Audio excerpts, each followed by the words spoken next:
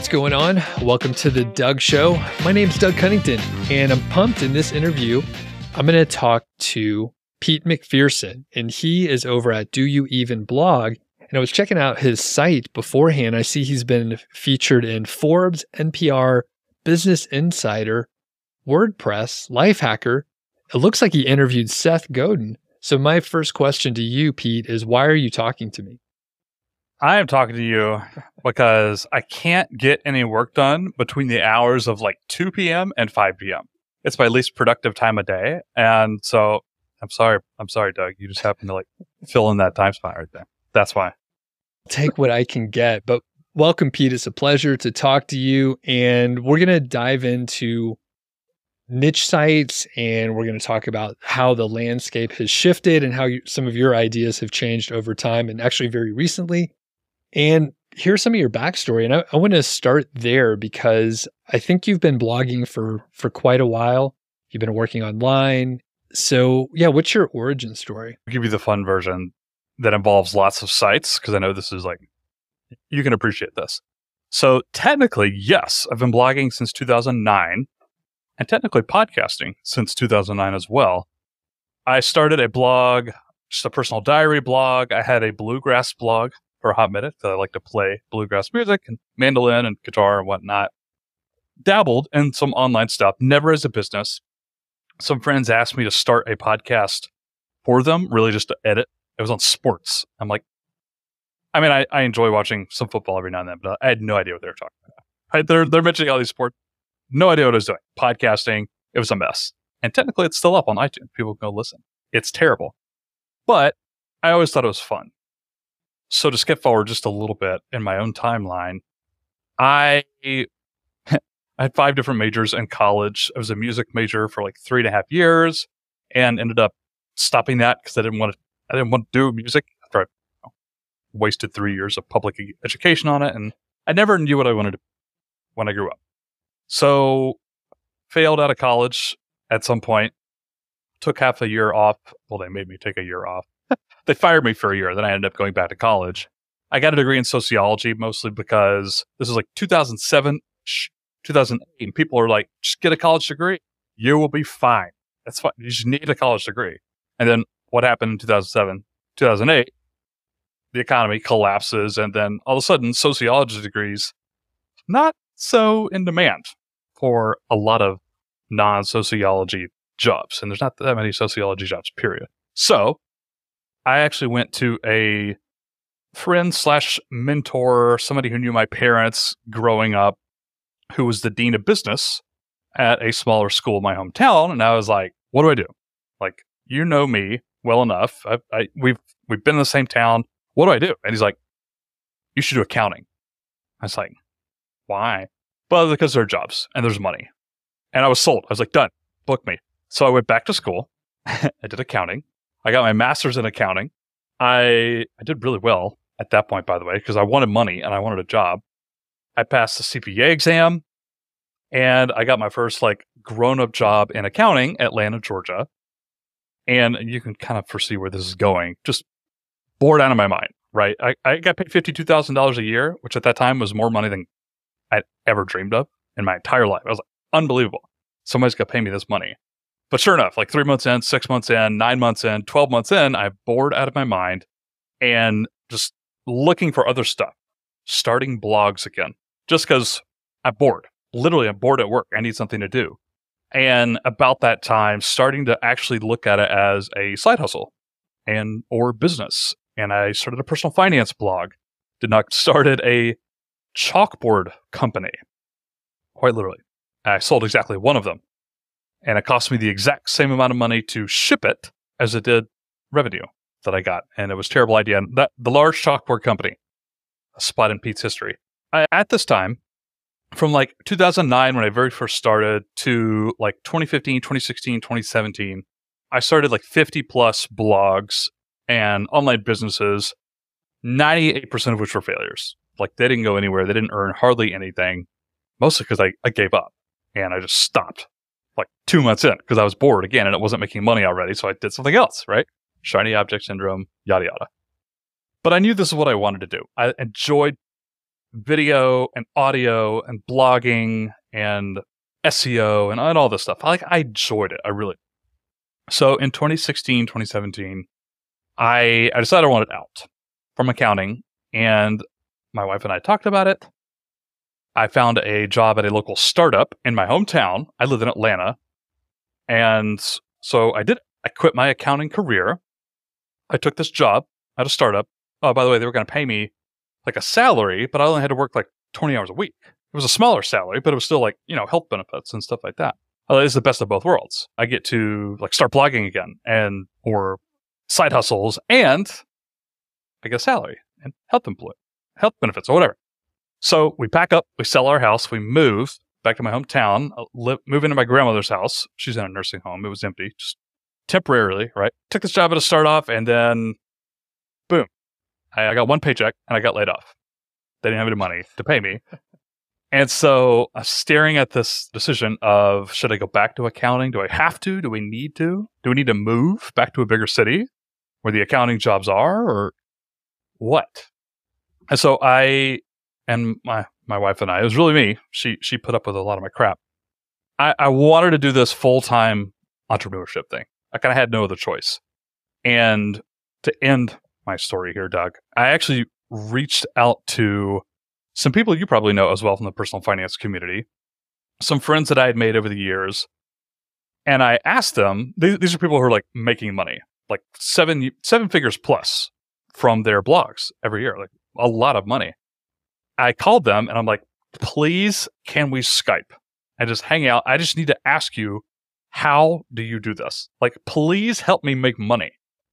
Please help me do that. I can't figure it out. I haven't been able to figure it out so far. And thankfully, they let me record those, what ended up being interviews, really.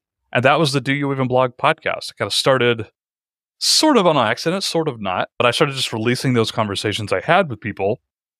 And even in the first month, I was talking to people like, I'm going to throw a name out there. I don't necessarily approve of this person, but at the time, I was able to book these interviews with people like Neil Patel, and then, of course, later on, Seth Godin, Matt Mullenweg, the founder of WordPress, and just, a couple hundred others over the years. And man, that was 7.5 years ago. And here I am, mostly doing the same stuff. And that path led to me somehow. That path led to Doug. There were at so 3:30 on a Tuesday afternoon. There's so many pieces in there. So you went to the rival school of the one that I went to. So I went to Georgia Tech. We're over in Athens, which you played music. It was probably a blast, right? Like Athens was fun. I would go there because Georgia Tech was not that much fun. And I would go party in Athens. It was fantastic.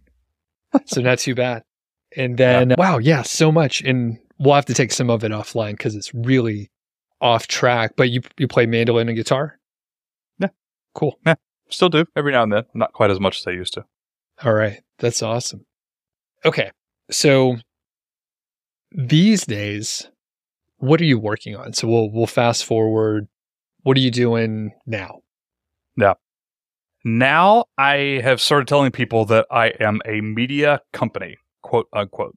And what that really means to me is that I have a very small but growing portfolio of online businesses. They're all content businesses. I think we are at 5 sites technically, although one is just like, it might as well not even be there, to be quite frank. 2 of which are really like within the past couple of months new, not earning hardly any at all. 2 of which are a little bit older and they're earning. One of them's earning actually surprisingly well. It's only like 14 months old-ish. And a couple of YouTube channels, a couple of podcasts on top of that. So yeah, I consider myself a media company. It's all under one portfolio.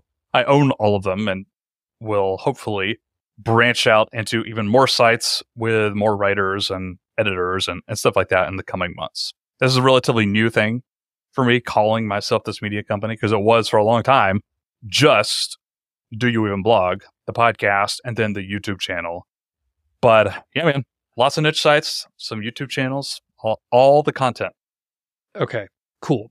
And one thing that I'll jump into early before we get to the specific niche site stuff, I recommend people do check out your YouTube channel. you had I think it could have been a live stream, but there was a video where you talk about blogging versus YouTube versus podcasting. So can you dissect that a little bit? I know, it's a big meaty topic, but how Sure. do you delineate those? Like, do you repurpose a ton of content, and just talk about the pros and cons of each one? Yeah. That video is outdated. It was at least a year or two ago. And I'm happy to give my updated version right now. And it's actually interesting you asked this. I was just having a Twitter DM conversation, I guess you could say, with Niche Site Lady. She's Twitter famous, right? In the niche site Twitter world, at least. She's starting a YouTube channel, and we were talking about that a little bit. I would not recommend YouTube or podcasting for people who are really new in this world. I'm just going to say it blanket.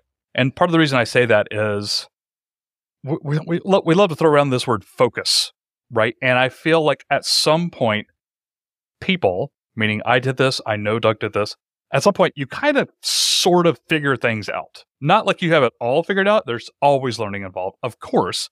But at some point, I realized I don't like social media. I tried to do Pinterest and Instagram and Twitter and Facebook ads and paid ads. I did that stuff for years, like 5+ years. It took me to figure out I don't actually enjoy doing it. Those can all be really effective things for any online business. They all can. TikTok can work. Facebook ads can work. Pinterest ads can work. But I didn't enjoy any of them, and therefore I was not putting enough energy behind it. I was terrible at it, yada, yada. I think anybody who's in their first year of online business or blogging or niche sites or anything, thinking about podcasting or YouTube, so just put it on the back burner.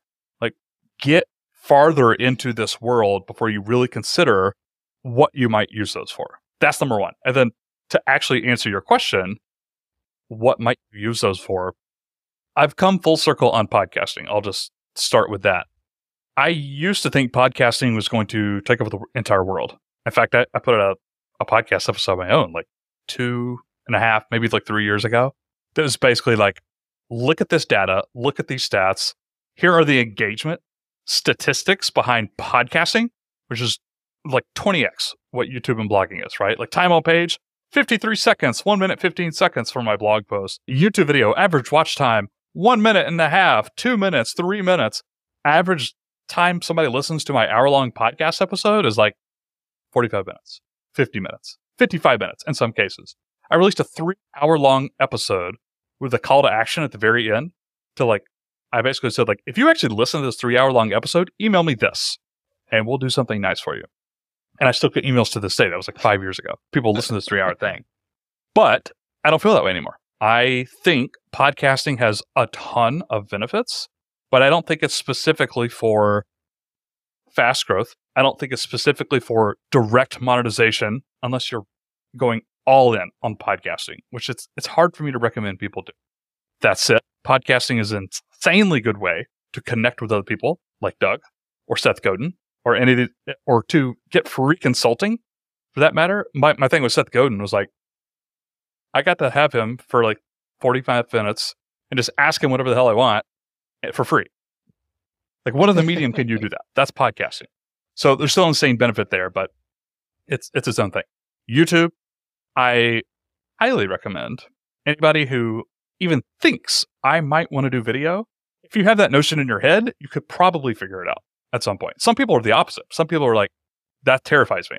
The camera terrifies me. I don't think I could do that. Probably not for them. They might be able to make it work, but if you even have an inkling like, I might be able to do that, I actually think there's still a massive amount of opportunity left on YouTube for the foreseeable future. Totally. And what about YouTube? Actually, before I ask the next question, I agree 100% with the social media aspect. Like whatever you just said, I'm pretty sure I've said a version of that. Like social media is not for me. Been putting screen time on, no TikTok. I really dragged my feet on YouTube Shorts because it's too TikTok reminiscent. But, as someone who, like you said, I kind of know some things that do work, and I look at the metrics and I'm like, I'm not bringing in any new viewers. Like I'm not burning out, but I'm not bringing in any new viewers. This is a recipe for stagnation or decline. And YouTube Shorts, that's a way to bring in new viewers. I've been dabbling a little bit, trying to figure out how it works for me. Have you played around with YouTube Shorts? What do you think of them? I am looking to get back into them only because they're monetized directly now, I think, as of like this month. I haven't read all the details. I just saw like the YouTube emails they've sent out. It's interesting. I did watch one video about a month ago with Peter McKinnon and this guy, Chris, who runs a magic/games. I don't even know what to call it. He's over 1 million subscribers. Like, he's a fantastic YouTuber. And they talked about YouTube Shorts, and they could not have had more different approaches. Peter McKinnon is like, it takes me a couple of days to get these shorts out, and they're cinematic, and he's like the photography, videography guy. Anyways, and Chris is like the opposite. His videos are still absolutely amazing, but his shorts are just like, I picked up my phone, I shot for 60 seconds, and I hit publish, 3 million views. And he kind of went over his thought process behind that, and I watched that video like, I could do that. Yeah. Right? The way Chris does YouTube Shorts. So I haven't gotten back into it. I have seen a little bit of success, a tiny sliver of what those people have done. On my niche YouTube channel specifically, have seen good acquisition number, like new eyeballs, like you were talking about. But just to be honest with you, Doug, I don't have the data to really come to a hard conclusion, if that makes any sense. Yeah. I think the lo-fi version that you talked about, like that can work for me also. Or Script. I don't know if you've used that tool before. Yep. So for people that don't know, like you could upload audio or video and it provides a transcription. It's pretty fast, relatively accurate. It's very easy to create a short vertical format with captions. You could use a template. Yeah. It's very quick. I do these long form interviews, so it's pretty easy for me to, find 60 seconds where Pete sounds brilliant. And then I can roll that as a short, and maybe people check out the other huge part of the interview or a longer clip or whatever. So I'll have to play around with it. I don't have much data. I mean, I can see more new people saw those videos, and I can see the algorithm play around with my short. So like hardly anyone views it. All of a sudden there's 1,000 views in an hour, and then it levels back out. And, my thought, I kind of hit content with quantity, not quality. And if I do, a couple hundred of them, I bet 1 or 2 are going to do pretty good just through sheer brute force and luck. So I'm going to give it a shot probably. All right. Let me know how it goes. Yeah. I will not be giving it a shot in that way. So. All right. So let's switch over to a niche site. So you mentioned you have a handful of sites. I don't know if you reveal your sites. It's totally cool if you don't reveal them or reveal the niche or anything like that. Feel free to mention them if you want to. But what's your sort of general approach? And I don't know, you talked about how you started some blogging in 2009, and then you've had like 50 sites. So I don't know if you want to go all the way back, but no, it's not worth it. So some of these newer sites that you started in the last couple of years here, maybe just pick one and maybe the most successful one, and we can kind of track along like your approach. So we'll start with like niche selection and keyword research. Yeah. So I will say my main niche site, I've known what that term is like forever, since that people have been literally using those words, although I never really did it for years and years and years. I was doing other things, and then I got into Do Even Blog, and that was kind of my main focus. And I didn't want any like side projects. I didn't want a portfolio of sites. I just wanted this, like that podcast and YouTube channel. 18 months ago-ish. Is that right? Now, 16 months ago. I got burned out on Do You Even Blog. We could talk about that later if you want to. It was like a year in the making. But eventually I was just like, I got to do other things for a number of reasons. And so niche selection, you mentioned, at this point, again, this is one of those things that we've figured out because we've been doing this for years. I eventually learned I will get bored out of my mind if this is something I don't care about. Like if it's not a topic I'm passionate about, a hobby or something. Like if I don't have any remotely passing interest, I'm not one of these people who's like I have a whole team of writers and editors. I started the site, but I don't even touch it, and it just grows and makes $1 billion. Like, I'm not that person. Not yet. Maybe one day I will, but I'm not right now. And so niche selection, if I'm not interested in it, I can't do it. And that has been the case for each one of the sites I've started over the past 18 months, all the podcasts and YouTube, everything. Like, it's interesting to me. The first one was a hobby. I won't say what it is. I have one public niche site that people can go check out. It's another hobby. It's on fountain pens. That one people can go look at right now. It's tiny. There's only like 11 blog posts there. But fountain pens, it's a hobby. It's something I'm interested in. And if I'm being really honest with you here, Doug, I started my main niche site because I wanted free product. It was a hobby that I'm into. It's also expensive. And I just wanted free stuff. Like, I want to work with these companies. I don't want to just be SEO, ads, and sell it a year from now. I still might sell the site. I built it to sell, but at the moment, I'm doing YouTube videos as well. I like free stuff. So that's number one. And then the only other thing I'm thinking about these days is I don't want to rely on one revenue source. So, yeah, I'll throw out his name. It doesn't matter. We don't really know each other that well. John Dykstra, right? What does it say? I never remember. Fat Stacks. That's it. Fat Stacks. Yeah. Fat Stacks. So he sells his course or his bundle of courses, the niche site content. John was really smart and he knows what he's doing. And I follow his weekly emails. I think everybody should look at those because he tends to explore some new ideas and stuff like that. However, his course content specifically is very ad focused. He talks about affiliate stuff like here and there, but all of John's disciples, like his case studies, the people who really talk about the Fat Stack stuff in that course and his affiliates or whatever, they're like info sites, ad revenue, Ezoic, Mediavine, all the way down to AdSense or whatever, like info content. And I think anybody in the past month who has an info site, they've seen their ad rates decline. I know I have. I know lots of other people have as well. It's just one of those things where I don't want to be left standing in the dust a year from now. Like, yeah, it takes 9 to 12 months to build a niche site to any sort of growth or profitability or whatever. People can agree or disagree on timelines. But the point is, it does take time, some amount of time. And I don't want to put that effort in and be held to just one thing. So niche selection, I'm getting back to your answer, I promise, Doug. I have to have affiliate and ad revenue and sponsorship opportunity. I have to see that in the niche now. So the past couple sites I'm looking at, like, all right, is there enough info content for me to build out like 300 posts over the next couple of years and see ad revenue? Okay, cool. Is there affiliate earnings opportunity? Even if it's just Amazon, honestly, but is there stuff there? Are there product searches people are typing into Google or whatever? Are there brands out there who might work with me at some point for something? That has to be a yes to that question. And this isn't exactly what you asked. You may have been heading this direction in our conversation, Doug. Something else I've only recently started to double down on is, can I make money from this if Google goes away?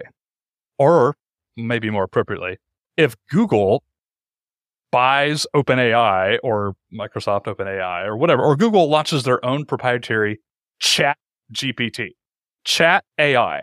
What if they implement that and they cut blog traffic by half to some of these niche sites out there that could be replaced by featured snippets and AI content? What if that happens?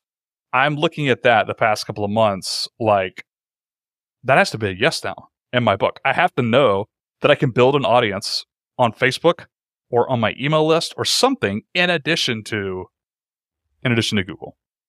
I know I didn't go into keyword research right there, but I feel like I've been talking a while. Yeah, I feel like you've been talking a lot too, but it's perfect. That's exactly what we're here to do. That's what you want to hear. No, it's awesome. I'll give you a break here for a second. So you said a couple things that I love. One, like my course, which I don't think we've talked about, is called Multi-Profit Site. And the whole idea is exactly what you said. So it's like affiliate revenue. You want to have some informational topics. One caveat, which I think, I mean, I know you a little bit, Pete, so I know digital products are huge, right? So that's the other piece where I'm like, I don't just want physical products. Like, the holy grail is to have some digital products in either courses or software that you can promote as well, just because those are, sometimes reoccurring revenue. The commission rates are often higher. Example I love to use is like camera gear and stuff, which I know you're into also. You have editing software for video and photography. You have courses. You have a whole, industry, digital and physical, and all the accessories, lights, lenses, whatever. So it's kind of like the perfect example. Yeah. You can't do that in every industry, but it's really cool if you could find one. Oh, go ahead. No, I was going to say that's wise. Yeah, I left that one out because I was burnt out on digital products when I started these. But yeah. And the other piece, which I had not thought of specifically, but you sort of pulled it together. So smart. But yeah, what if the landscape dramatically changes? I mean, Google updates have been kind of bananas over the last, couple years anyway, more frequent, more volatile. But what if the traffic that they're sending in general goes in a different direction? And like you said, Microsoft is investing a huge amount in OpenAI. I think it was 10 billion. Is that what you saw too? Yep. That's right. So that's a huge, Bing could actually be a player in this. And maybe they're not even sending us much traffic, but I mean, I don't know if I've ever used Bing. If it was an accident, maybe if I ever did. Yeah. So when you're building a site, do you always build an email list and you're I'm doing a YouTube channel also? So that's the key piece of the puzzle now? I would say I would not consider myself an expert at that question, but I will answer the best I can. And it starts with, at the moment, I think each project for me is completely different. And quite frankly, each niche. So I have another food site, which I could 100% see working as actually, I'll just give him a shout out. Forgetting everybody's names at the moment. This is so stupid. He was literally on my podcast 2 weeks ago. I can't believe I'm forgetting the name of it. I'm going to figure it out now because I'm angry at myself. But the point is, he has been doing amazing things. Scott DeLong. There you go. I had to look it up because I'm an idiot. Scott. I love Scott.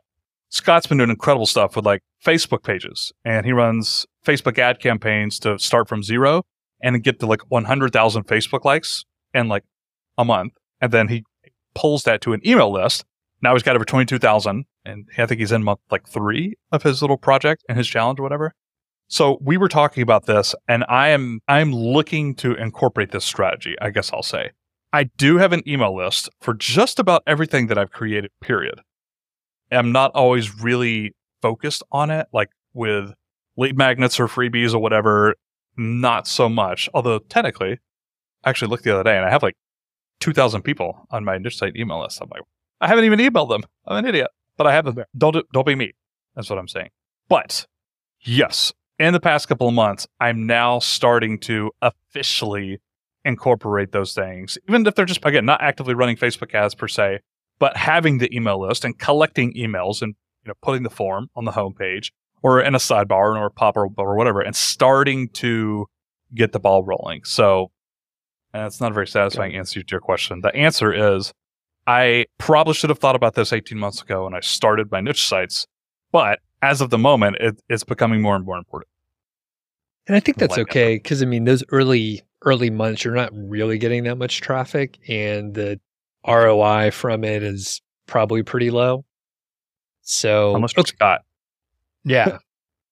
And then you're growing it fast. And I recognize the name. I don't remember what else he did. He had something else big, right? That he did. He's done some bigger stuff over the years. He sold a couple sites for the high 7 figures, and he's an insanely impressive guy. You should go look him up. ScottDeLong.com. I'll give him a shout out. Okay. His email list also really, really good. Really cool. So how are you approaching content? Are you writing this stuff yourself? It sounds like you're into whatever the topics are. So how are you handling it? Yeah. I want to do everything myself. It's what I enjoy doing in life, in my work. If I had my way and I could only produce content, no admin work, no marketing, besides creating the content, I wouldn't do any of that. I would just do content. I want to do everything myself. And I actually think this is what I'm best at. Not that I'm the best in the world, but in my skill set, I think I'm really good at actually creating the content. So I will also give a cop out here, Doug. And actually, Scott told me he saw this video. So I have a video on YouTube. I put it out 6 months ago, just kind of just on a whim, right? And I don't even remember the title. It was something a little clickbaity. But the point was how to produce good content. That was like the gist, right? And I just kind of made some stuff up, some stuff that had been in my head. But since then, and it doesn't even have like a couple of thousand views. Like it's not, the Doing Blog YouTube channel is not massive at all. But I've heard from more people from that one video than the videos that have like way more views. And something interesting there. My approach to content is simple and clear. And that's it. Simple, clear, and human. I've had a few discussions recently on branding. I can't remember if that was you a week or two ago we talked about branding or it was somebody else. But I think, speaking of AI tools and ChatGPT, the more we have to deal with this stuff. Actually, I know I've been talking a lot, Doug, but forgive me. I have a good analogy that a CMO gave me just an hour or two ago. By the way, a CMO at a brand in my niche for one of my niche sites. Like I'm partnering with the companies in a hobby of mine. I just love that stuff. Anyways, he was talking about ChatGPT and AI content tools, and he said, it's kind of like Tesla autopilot, right? Like if you are a Tesla owner and you want to use the full autopilot features, but you're a really good driver and you sit there and pay attention, your hands on the wheel, etc., it's going to kind of transform you into a like super driver. You technically should be better and safer or whatever. But there's the opposite person, which is literally just going to like take a nap at the wheel, right? Like I turn my Tesla on, it's on autopilot, just going to close my eyes and rest for a while. Obviously that's terrible. That is AI content creation right now. These tools in the right hands could make you a super creator. These tools, for some people who are just going to like copy and paste and they're going to churn out 1,000 articles on their site, rank and tank, what do we call it? Something like that. It's the Tesla driver who falls asleep at the wheel. The problem is we all drive on the same roads, right? I'm competing in Google with these people who are churning out 1,000 articles with AI content. And my goal and all my content, I'm writing most of it myself. I have hired a few writers in the past month, actually, and I'm kind of getting through that process. I train them hard. You're a systems guy. You're a project management guy, so you kind of get this. But training them hard, setting up systems, and I still edit it. But my goal with all of this stuff is simple, clear, and human. Doesn't matter if it's for SEO, if it's a Facebook campaign, or whatever it is. Simple, clear, and human. We can dive into that further if you want to. But honest to God, I think that encompasses like my entire work strategy at the moment. Just those 3 words. I like the clear and conciseness there. I want to go back a little bit to, I'm not sure how to ask the question, but the people that I see that are most successful with their sites, they usually have some kind of writing background. You have an unusual background in that you switched majors. You ended up doing, accounting, which is obviously numbers based. You spent at least 3 years. It sounds like you're a lifelong musician, but a lot of time in music and, artistic endeavors. Did you have a strong writing background from, say, middle school, high school on? No, I was terrible at it. I have a strong performing background. So I don't want to go too deep in the weeds on the Enneagram because I can't even tell you other people's numbers or whatever. Yeah.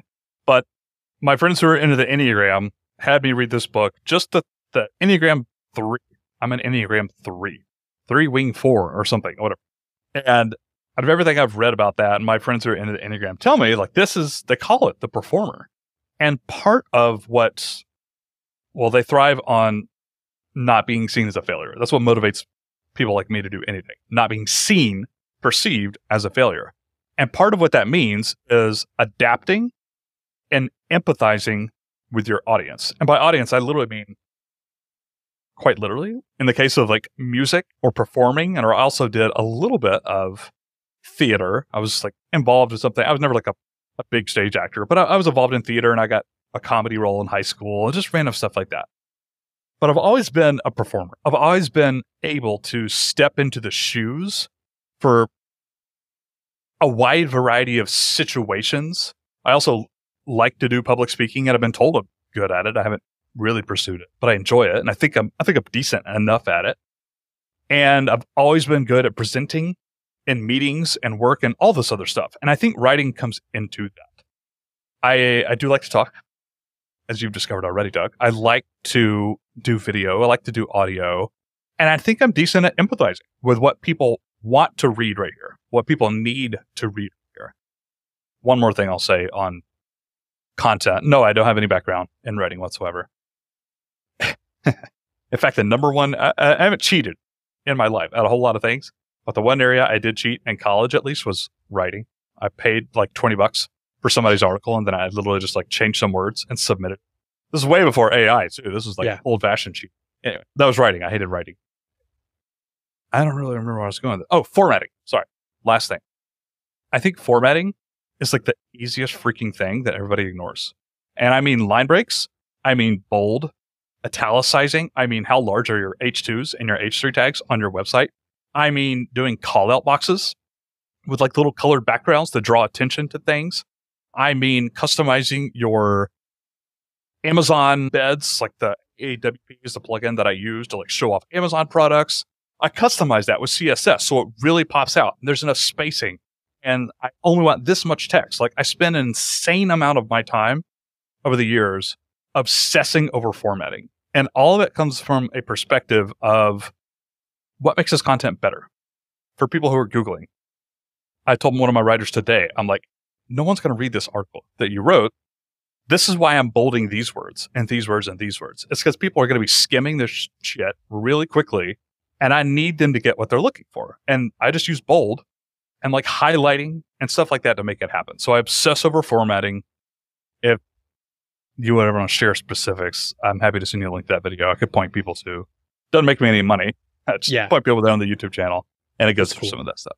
Awesome. Yeah, and I was gonna say, I think you're right with the formatting, and like once you do this stuff for a little while, you kind of see what works, and like, yeah, people are skimming. Like, you're lucky if they read all of the subheadings, that kind of thing. Now, I was taking a look at your blog. I'm pretty sure you're using our probably mutual friend Matt Giovanisi's theme. Is that Carbonate? I'm not using that. I have paid for it. Yes, I did copy a lot of his design functions for DUM blog. Okay. I like Matt enough. I've had him on the podcast a few times. Okay.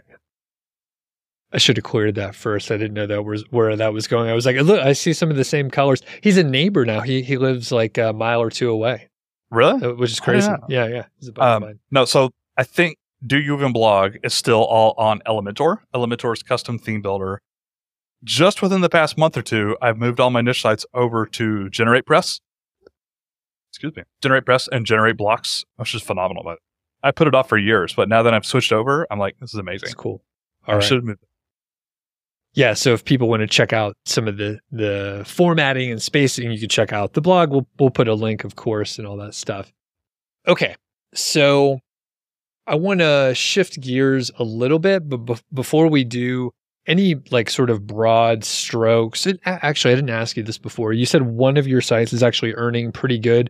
Can you tell us a little bit about earnings as much as you're able or want to share? And you could totally punt this question. I always like to ask. And then I don't mind. The trajectory. So people are always like, how long does it take to earn X amount of money? You alluded to like 9 to 12 months. Can you talk about what you've seen and what you kind of expect over the next year? It's earning about $2,500 a month right now. That's kind of like where the rate is at. It is technically 14 months old, but the first month I only had 2 blog posts. And the second month only had like 3 or 4. So trying to do the math in my head. Yeah, it's honestly about 12, 13 months old at this point. And it made money in month 1, technically, because I started a YouTube channel alongside it. I think you actually asked me this earlier, like intersection of blog and YouTube, and I totally like forgot you asked me that question. I'm happy to go back and talk about that if you want. But I think beginners especially shouldn't expect anything for their first year. I think if you've done this sort of stuff before, you can probably understand the game you're playing. Everybody plays a little bit of a different game. Quantity over quality is something you said a little while ago. Some people take the exact opposite approach, especially for like affiliate sites, right? That one niche site, it probably got to roughly $100 to $300 a month, like 7 months in. And then the trajectory you mentioned was literally doubling every month for like 2 or 3 months, and then absolutely plateauing. And then maybe it grew for another couple of months, like 2 months at the end of 2022, just a couple of months ago. I don't have my dates exactly correct. But at the moment, about a year in, 14 months in, it is a very slow and steady growth. So I'm only putting out, I think, 4 to 6 blog posts a month for the site. I'm doing 2 YouTube videos a month for the YouTube channel. And those things together it's kind of like, it's no longer like insane Google indexed my site all of a sudden or anything like that. There's no virality to it. There's no viral videos. There's no viral blog posts whatsoever. It's slow and steady growth in Google's eyes. I'm getting near to 50,000 sessions this month. It's really close to that. I don't know what the page views are, but it's right around 50,000 sessions, 60K page views or something. The YouTube channel, it does well. It does not earn a whole lot. We'll talk about that later if you want. But it gets about 100,000 views, 115,000 views a month. It still earns far less than the Do You Blog YouTube channel, which only gets literally less than a tenth of that. It's kind of crazy. Did that answer your question? Not enough data? Yes, that's fantastic. Okay. All right. And can you give us the breakdown of affiliate revenue versus display ad revenue? If you happen to know. It's probably, historically, way more affiliate revenue because I was able to kind of get those posts ranking just kind of on accident. It just happened this way. Much faster in Google. Like at the end of month 3, month 4, I had maybe like 5,000, 10,000 page views a month for some of these affiliate posts. And it was starting to earn mostly Amazon, entirely Amazon, actually, for a long time. At the moment, it's about 50-50. So I thought, I've only been on Ezoic for about 3 months. Been mostly happy there. Ad rates have been a little disappointing, like RPMs or whatever they call it. But at the moment, and for the past couple of months, it's been about 50-50, split roughly right down the middle. Amazon affiliate earnings, Ezoic ad providers. All right. Very good. Okay. And we're roughly coming up towards the end of time, so I don't want to capitalize on your afternoon here. You may have a nap coming your way. I did right beforehand. Actually, that's why I started a little slow. Right. So maybe we can get around to in a few months or something like that. But I do want to shift over to Burnout. So tell me, why do you even blog? I guess wore you out a little bit. What happened? I sort of identified a couple pieces of burnout for myself and steered clear away from them. Typically, that means you're maybe moving away from something profitable, but like it's for sanity, so it's well worth it. And I've held strong, like for most of the time. So tell me your story. Yeah, there's 3 parts to this. Number 1, I've already told you. So the 50, 60, 70 plus sites over the past decade, over the past like 13, 14 years, that was shiny object syndrome. People are familiar with that term, right? Chasing shiny objects and not giving projects enough time. I'm a very impatient person by nature. My wife would tell you this firsthand. And so when Do You Even Blog started, I kind of made this commitment to myself. I literally just got laid off. Like all my bridges are burned, my boats are burned, whatever that metaphor is. There's a metaphor there somewhere. I was like, I have to make this work. And I'm going to focus on it. Focus meaning like nothing else. I'm going to give this 5 years minimum to make any money. And like, I'm just going to focus. I'm not going to do anything else. I'm going to focus.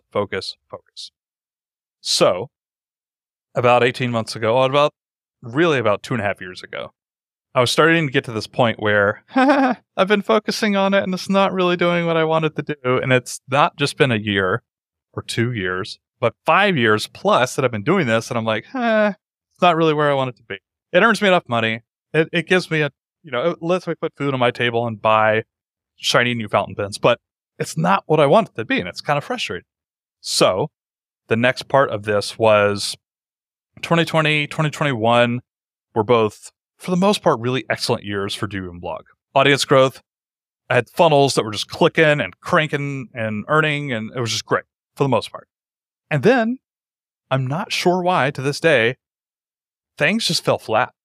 I did launches of programs that I'd done launches before, like established programs that I made better. And I used to have affiliates for. They just started not earning. And in year one of Do You Even Blog, by the way, I was like already getting towards like 5-figure launches. Like, oh, I made like $10,000. I only had like 300 people on my email list. Oh, there's like a $12,000 launch. So it was starting to do these things. And then I was like, now I have 1,000 people on my email list. Now I have 5,000. Now I have like 10,000 people on my email list. And my launches are like $3K, $2,200. And like going down, I'm like, what is happening? Okay, I got to figure these things out. And when it happened once, it was like, well, that was a flop. That didn't work. When it happened twice, it was like, well, that didn't work either. And then it happened for a year straight on everything I did for the most part. And at that point, it was like, I'm out. Like, yes, something has to change for my mental well-being. And the last piece of the puzzle of your question is, I don't know if you'll identify with this or not. I assume you don't. In fact, I don't think most people do. I needed to prove to myself that I knew what I was talking about. I have an online marketing podcast. I talk about products and funnels and ads and SEO and traffic and all this crap, but I don't have a lot of traffic to my blog.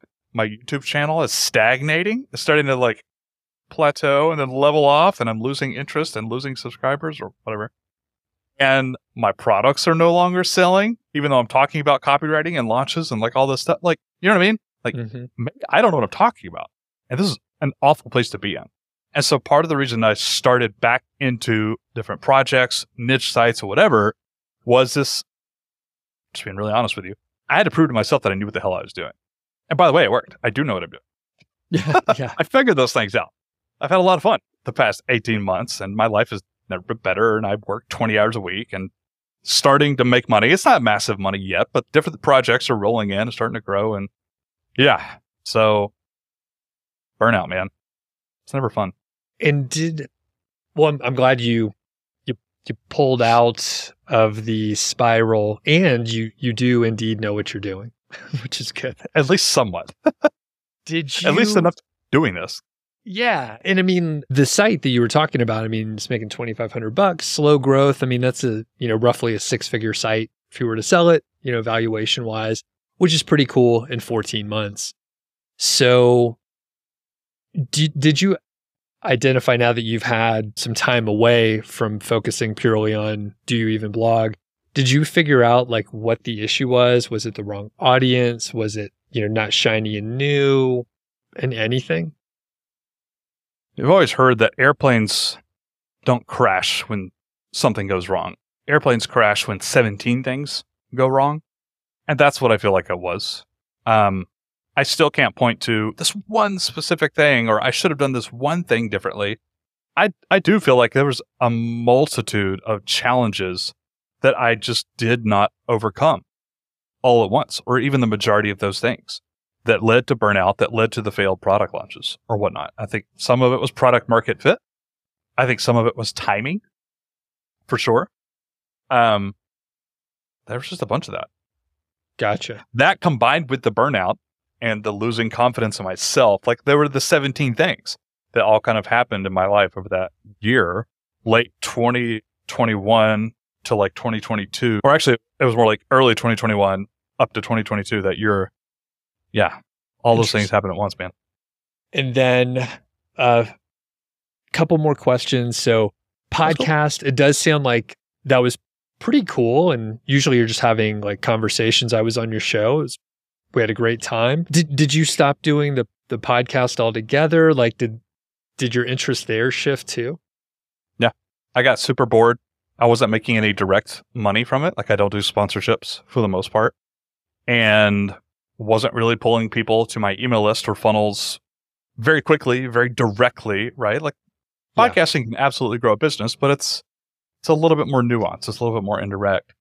And it was just eating up too much of my time and energy. And I was like, I got to do things that make money. This is, again, during that burnout phase. And so since then, I really only do podcasts when the inspiration strikes, or if there's somebody that I actually want to talk to. Like I don't accept guest pitches, really, especially like the lame guest pitches every podcaster gets. Like, hey, are you looking for a guest? At this point, I'm just like, no, and I'm not even remotely interested in entertaining it.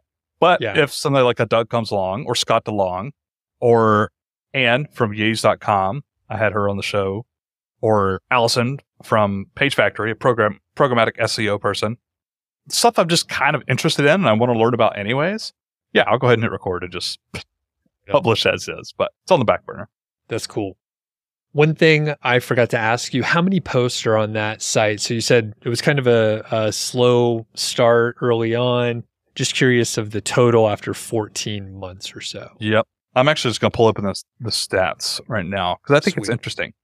I did start it not as a niche site. It was just kind of like a hobby site. It was something I was into, but I just needed something to kind of take my brain off of, do you even blog or whatnot. So the first couple of months, yeah.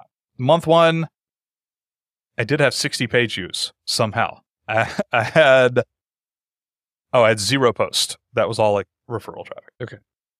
The first 3 months, there was 9 posts. Now there are a total of, I think, 101, but that's not January. So about 105 posts.